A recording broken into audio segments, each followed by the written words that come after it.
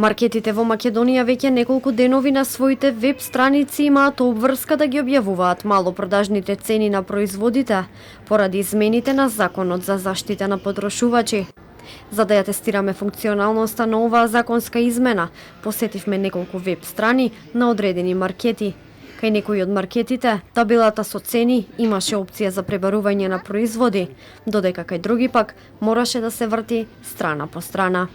За ваквите законски измени Љупчо Радевски од ССМ вели дека објавувањето на цените нема да им користи на граѓаните, бидејќи одзема многу време за пребарување низ веб страниците. Мислам дека е малку подрането сето ова, бидејќи многу не верувам дека ќе користи на граѓаните, бидејќи тоа треба да се прати на веб страна, кој колку е вишен за сето тоа да го спроведи, кој колку има време сето тоа да го разгледува, секојдневно кога има потреба нешто да пазари, да разгледува најмало од 5-6 големи маркети кои што ги објавуваат цените на веб страната. Мислам дека кога би ми требале денеска да речеме едно 10 артикли, во еден маркет има 7 артикли кои што се може би поевтини, но другите 3 се во некој друг маркет.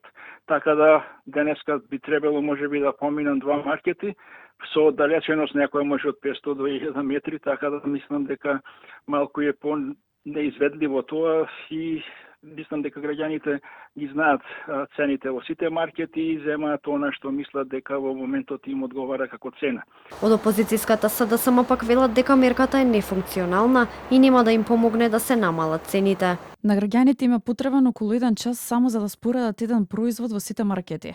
Доколку треба да направат споредба на сите производи што редовно ги купуваат, веројатно би требало да земат ден одмор од работа.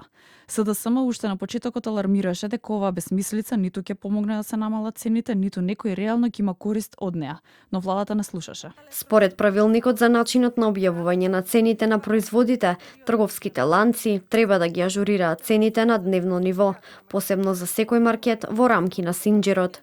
Министерот за економија Бесар Дурмиши пак рече дека законските измени се со цел да им се излезе во пресрет на граѓаните, кои како што рече, треба да знаат како ги трошат своите пари. Тој најави и казни до 10.000 евра за непридржување до законските измени.